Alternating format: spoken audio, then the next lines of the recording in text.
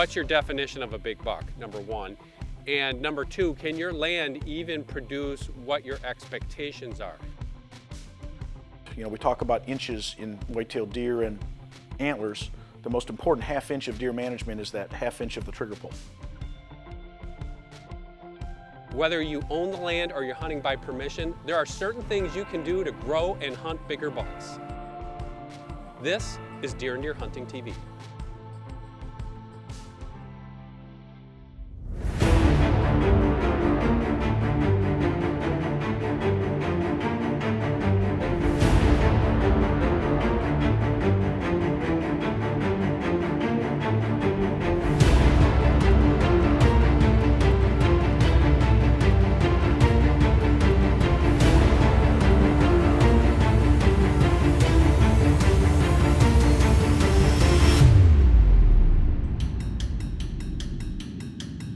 This is where it all begins.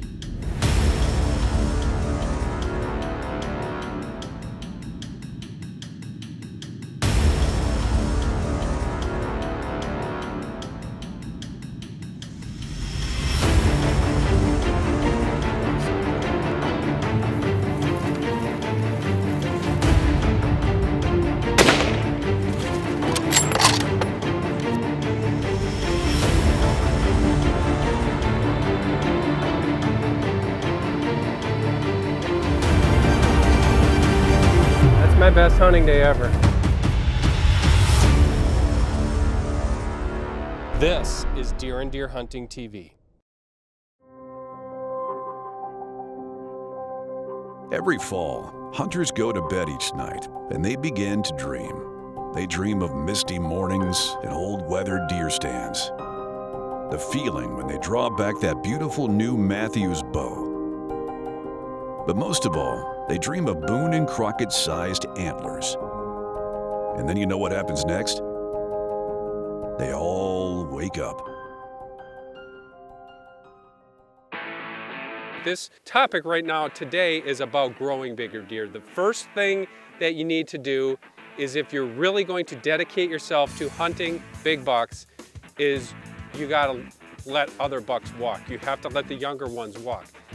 That's not the recipe for a lot of people. It's not for me on a lot of properties that I hunt, because I go in there knowing what my expectations should be. And if I'm hunting a 1% chance of a deer that's going to be of a certain size, to me it's just not worth it. But some places it is. Just don't shoot younger bucks. I had somebody describe to me one time, and I think this is probably the most eloquent. You know, we talk about inches in white-tailed deer and antlers. The most important half inch of deer management is that half inch of the trigger pull. Just don't pull the trigger. If we don't shoot them, they're gonna be older the next year. They're gonna have larger antlers.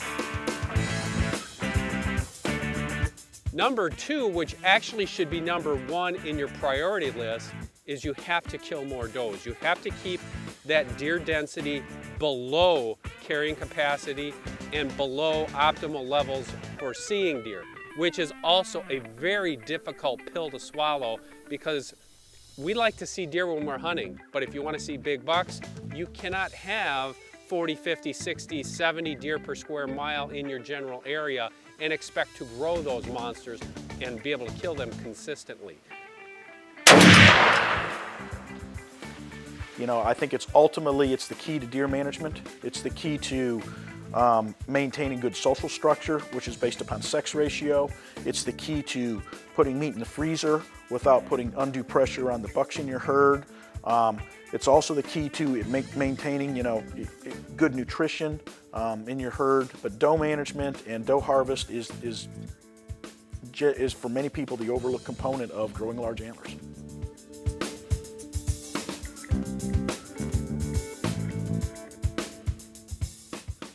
So let's stay on that nutrition topic for a moment, and let's really dissect what a deer needs. Small, tiny little kill plot, food plots, that's not going to cut it for nutrition. Deer and Deer Hunting is brought to you by Sig Sauer, Never Settle.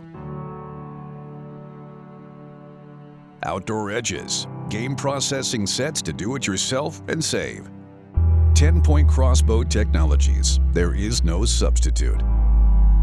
Cuddy Back, Cuddy Link, 24 cameras, 1 cell plan, $10 per month. Walkers, protect it or lose it. And by Scent Killer Gold with Hunt Dry Technology Plus. Apply it, dry it, and go hunt. This segment of Deer and Deer Hunting TV is brought to you by Hunt Stand. Over the years, hunters' hunger for bigger antlers has grown to an insatiable amount. There is a lot left to learn about what we can do to help whitetails grow bigger antlers. But one thing we know for sure is that nutrition plays a critical role as the building blocks of antler material. Therefore, its importance should never be overlooked. When it comes to growing big bucks, when you're talking about nutrition, small, tiny little kill plot, food plots, that's not going to cut it for nutrition. Just because you put a lot of time and effort into that food plot doesn't mean you're going to provide all sorts of food with them. It might be fantastic for September, October, November, December hunting prospects, but as far as that year-round nutritional program, you have to think in sheer tonnage. And when you're providing sheer tonnage, that's going to require, a lot of cases, 10, 15, 20% of the land that you're hunting just dedicated to growing food plots. With food plots, we tend to focus on our hunting food plots or our cool season food plots. We lose sight of our growing season food plots or warm season food plots. There's a lot of people out there that have a food plot program that does not include a growing season food plot. That's not a food plot program, that's a hunting plot program. You need to get food plots in the ground during the summer if you're serious about deer management and serious about maximizing nutritional quality. Food plots are great, but we need to think in terms of mineral, if you can do it where you live, and you got to think in terms of supplemental feeding, if you can do that where you live. Supplemental feed is a very simple way to significantly increase the amount of food available for a herd and increase the amount of protein available for a herd, and protein being the key component to any productive process in deer. Antler production, fawn production, milk production, those sorts of things. So anything you can do from a supplemental feed perspective is extremely important as well. The problem with supplemental feed is it's significantly more expensive per ton of production than food plots. There also are growing concerns with regards to disease transmission. Depending upon the part of the country that you're in, chronic wasting disease, tuberculosis are two diseases that are density-dependent diseases that can be easily transmitted when you get animals in greater concentrations, and normally those feeding sites where we're supplementally feeding bring a lot of animals nose to nose, unfortunately. Although there are ways to be safe and potentially do it. If you cannot provide legally mineral and or supplemental food, then you need to think about how you're going to supplement the food, not only with food plots, but with also good, proper forestry management. That can either be habitat enhancement, normally consisting of trying to get sunlight to the ground, timber harvest, prescribed fire, disking, mowing, all of those things to try and get food growing between 0 and 6 feet. Most of the landscapes that we hunt in are mature forests. We're not getting sunlight on the ground. Anything that we can do to get sunlight on the ground is going to significantly enhance the amount of food available and improve the condition of the herd, which is going to translate into larger antlers. A buck's most critical time is going to be winter and early spring. That's when the minerals are going to be going toward antler growth, the start of it anyways, and he has to be in optimum shape coming out of winter if you expect him to maintain or reach maximum growth potential that year. So if we're getting those deer to those older age classes, again, 3, 4, 5 years old and older, if they come out of winter in really good shape, that's gonna allow them a good kickstart. Then you're gonna get to summer where they're really gonna be able to pack on the weight, both skeletally and then manifest that in their antlers. By the time they get to fall, they're gonna be optimal shape and you're gonna see those antlers in their peak condition.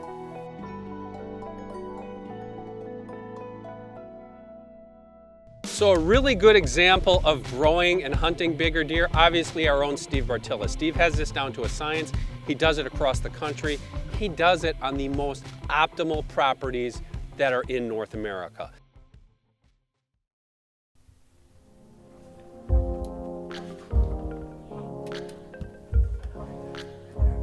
Babe.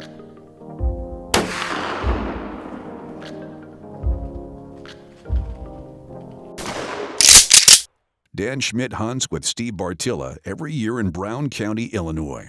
Steve works tirelessly throughout the year to ensure that he is doing everything he can for the landowner to produce the largest antlers possible. For Dan, this means a yearly hit list of bucks that have matured and reached their potential and need to be taken out of the herd.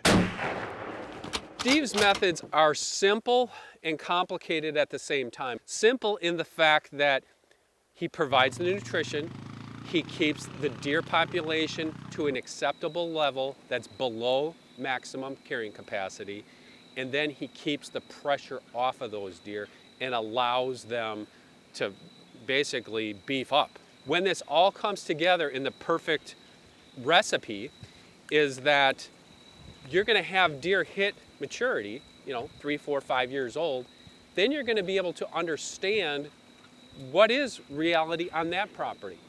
On that property in particular, what Steve has is it produces an enormous amount of 8 points. That's in the genetic. Love those deer, but at the same time, they know that a certain percentage of this deer population are going to be much, much bigger. I mean, we're talking Boone and Crockett class. So the nice side benefit there for me is I get to hunt what we call management bucks.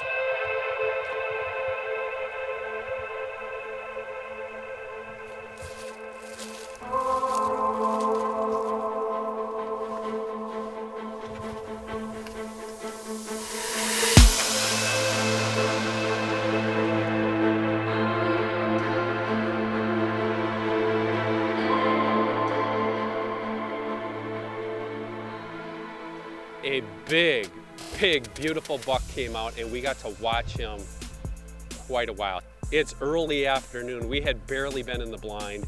He comes out, he feeds in front of us. Now, I tell you what, if I'd have been anywhere else, if I'd have been at home, that is a top-end deer where I'm hunting at home. Here, big, beautiful deer, more potential. He was young. And that's the rules that I have to abide by when hunting this property is let those younger ones walk. Especially the ones that are not manifesting bigger potential. Not a big deal because I understand it and I knew there were more deer there, but man, that was really fun to watch not only this deer come out, but watch him behave in the way that a deer is going to do in an unpressured environment. There was a storm front coming in and we knew that. So we knew that if this was going to happen on this particular sit, it was going to happen relatively fast. I'm about ready to pack up, and that's when it happened. That's normally how it happens, isn't it? Here comes this beautiful buck out of the woods. He meets the description. He's a big 8. He's got just a tiny start of another point, but he's not going to be much bigger than that. I knew that not only was this a deer that I could take, but this is the one that was going to get my heart racing very quickly.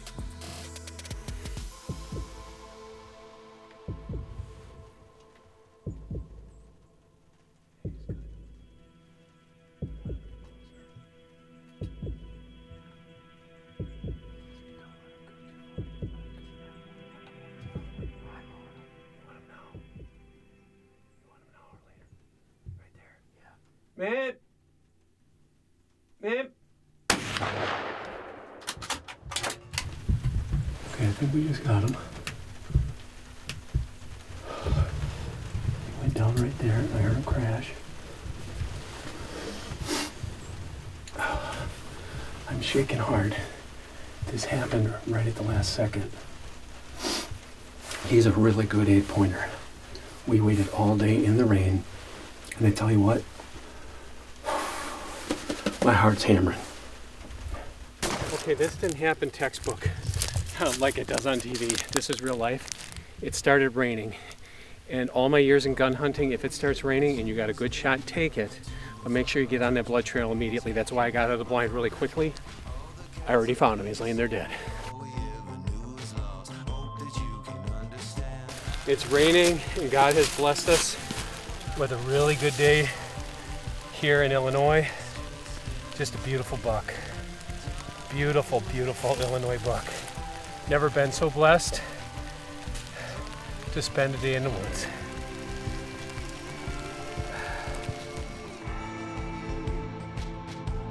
Well, folks, you've heard it here before, and you'll hear it here again. The final way to grow bigger bucks is to adjust your expectations to the area that you are hunting. A trophy is and always should be in the eye of the bow holder. And for those that think they'll grow that 200-inch deer consistently on 40, 80, or even 500 acres, well, Steven Tyler said it best. Dream on.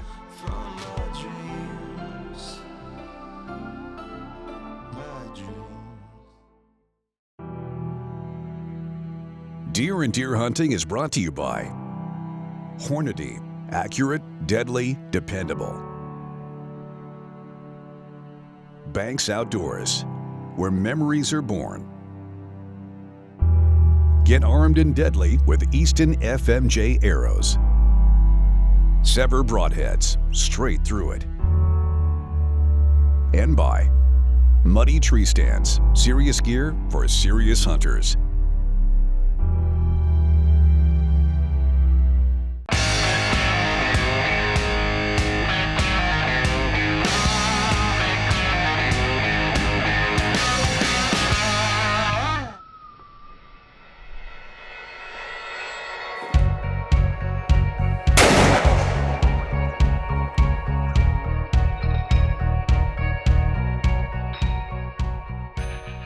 Shooting at the gun range can bring a lot of good memories, but maybe some not so good memories. One memory that I have is from when I was in my early 20s and we were sighting in our rifles, and a friend of mine said, hey, put some earmuffs on while you're shooting your rifle. And he said, well, I don't use earmuffs when I'm in the deer woods. Why would I use them when I'm sitting at the gun range? Well, needless to say, after he shot, he said, boy, my ears are ringing.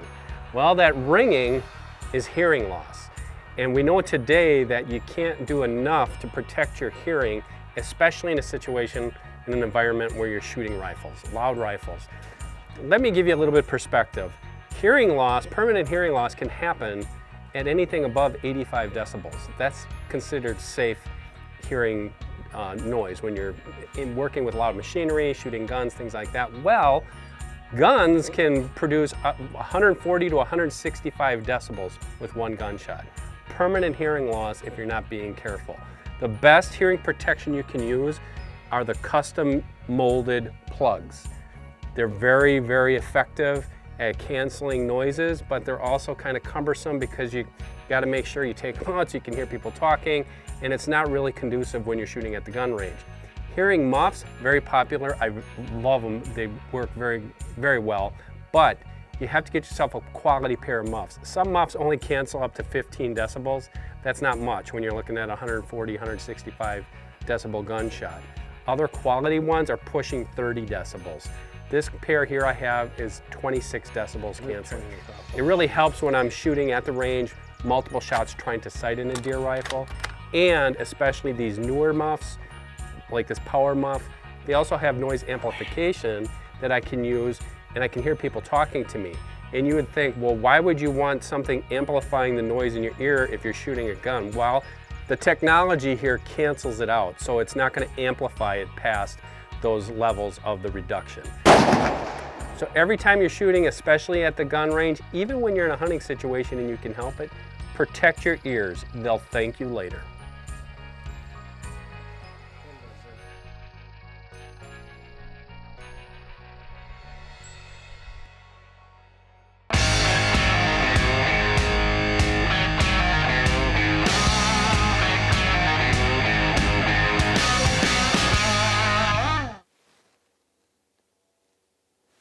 Sig Sauer's BDX system, well, the binocular rangefinder, the Kilo 3000, pairs up with the Sierra 3 BDX rifle scope. And when you zap a range with your range-finding binocular, it can change the reticle automatically in the rifle scope. So that illuminated dot, if you zap 395, it changes right within the rifle scope to 395, and you got exact ranging. But what happens if you're in a situation where, you know, things are just fast and furious, like whitetail hunting in brush country, like right here where we're at? Well, they also have another way, and you can set up that reticle with illuminated dots that go from 1 to 800. So there's 8 lighted or illuminated dots in that reticle system. And what you do is you use their BDX app on your smartphone. Put in your caliber, your load, bullet weight, all that, and it computes it and aligns those 8 dots perfectly. 100 out to 800. So if something happens fast, say a whitetail darts through an opening, and you know that range is 250 yards, you just place the deer between the 2nd and 3rd dot, the illuminated dots, boom, fast action. You don't even have to lift up your rangefinder. So you have 2 different ways to set up this one rifle scope for any hunting situation.